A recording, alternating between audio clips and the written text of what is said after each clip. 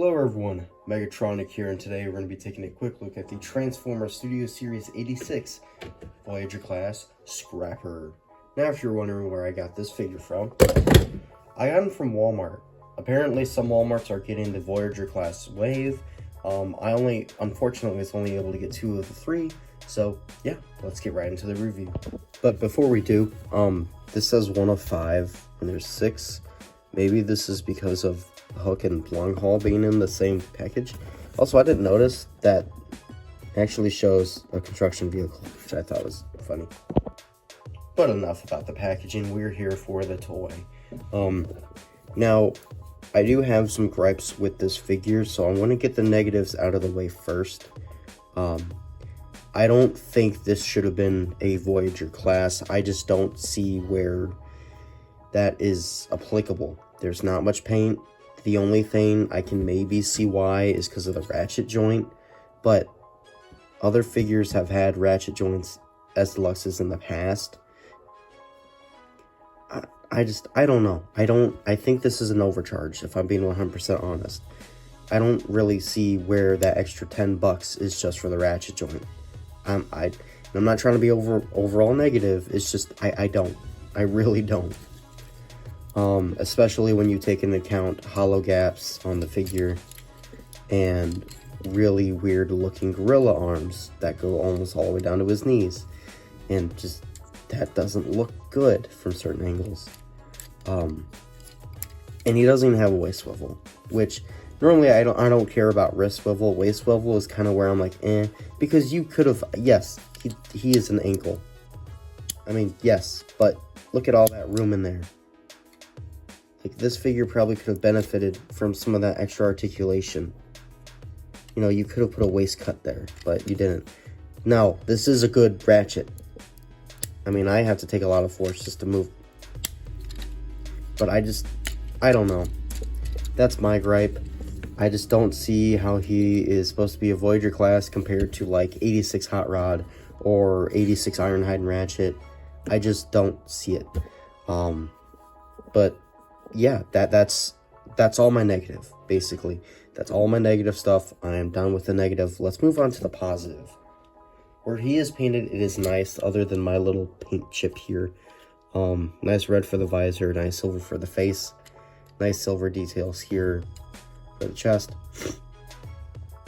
I do kind of wish that they did at least give him some skirt paint like it is on the Combiner Wars toy. I will be showing that photo off here. I don't have my Combiner Wars Scrapper on me. It's at my parents' house, but I took pictures when I was over there when I had a few days off when I found these guys. But yeah, nice silver there for the thighs. If you can't tell, there's like a difference between this silver and that silver. And I don't know why. This is like brighter and this isn't. It's weird. And you know, you got some purple silver rims and pinned on wheels. Very nice touch. I really do like that. Pinned on wheels. It's nice to see that both him and Ironhide have that from the wave. And yeah, like I said, where he is painted, it's nice. I do think he could have had just a tiny bit more paint. For accessories, he comes with an actual gun this time. His G1 gun, which the Combiner Wars 1 lacked. And you can store this on him in robot mode. Low post right there. Put it into the port. There you go. That's neat. I do enjoy that as a weapon storage. I think that was smart.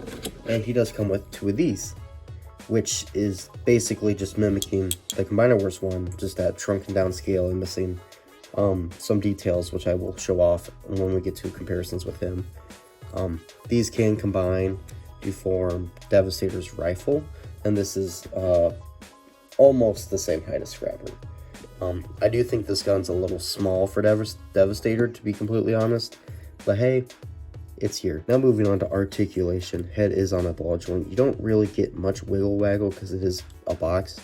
Don't really get much up. You get a little bit of down. If you untransform it, you can get a bit more down and just a tad bit more up.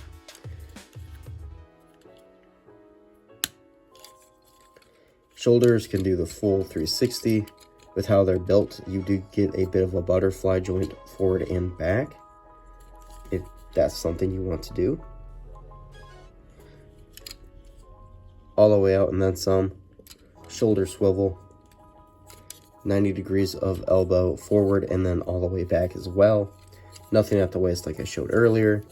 Legs, you can do a full split. You can go forward that far and back that far before hitting into this thing. You get thigh rotation, 90 degrees of knee bend, ankle tiltage, move his feet forward, and a tiny bit backward. And it's okay articulation. The main thing I'm really just criticizing about is the lack of a waist swivel. I just think that's something, especially as a Voyager, he should have had built in. For a quick size comparison, he is with the Combiner Wars 1, and this is my one from childhood, so there's some extra paint. There's the gun differences between the new and Combiner Wars, the leg mode between new and Combiner Wars, and some vehicle mode between that and Combiner Wars. Here he is with G2 drag strip or shadow strip, whatever you want to call him. And yeah, that's here he is with Age of the Prime slingshot. I did paint his visor in blue. Here he is with his wave mate, or for Cybertron Ironhide. And lastly, here he is with Age of the Prime's Red Alert. Now, with those comparisons done, let's get him into his vehicle mode. And here we have him in his vehicle mode, and I do think it looks quite nice. There's a couple of gaps here, which I do wish were kind of filled out, and you can kind of just see the thighs poking out. Hello. I do wish there's some more silver here. I do understand that the G1 cartoon did not have that. It looks very plain without it, if I'm being 100% honest, and I would love silver here on the grading, but oh well. For weapon storage and things, you can split the rifle here for weapon storage, and this notch will peg into that port, like so. And then you got this post, and you got this square-shaped port that will peg on like that, and I guess you can just put his rifle on the butt of Devastator's gun. And here we have Scrapper, armed to the teeth and ready to blow off some steam and take out some Autobots, I guess. So there's that. Yeah. It's okay. To combine mode, I'm just going to show it off real quick. You just take the arms and basically just do a full 360. Tab those in. Tab that in. You want to take this little hook section and you want to tab it in right to there. Before that, you want to move this to where it's level, and then you tab that in. Then you want to just untransform this part of the legs just a little bit. Spin the canopy around.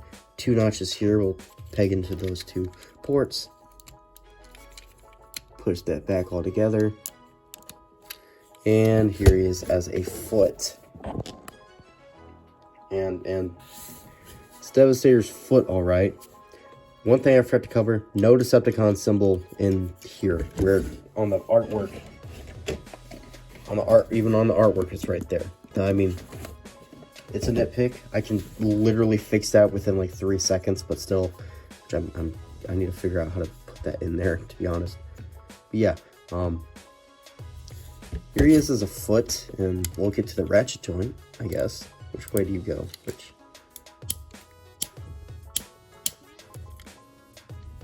So you get a couple clicks out. I mean, that's a decent ankle rocker for Devastator. So, yeah. If Devastator's sturdy and good, other than him having a giant dump truck, I think my complaints about Scrapper will be diminished. Let's just hope for the end product is good. And, yeah. I'm pretty sure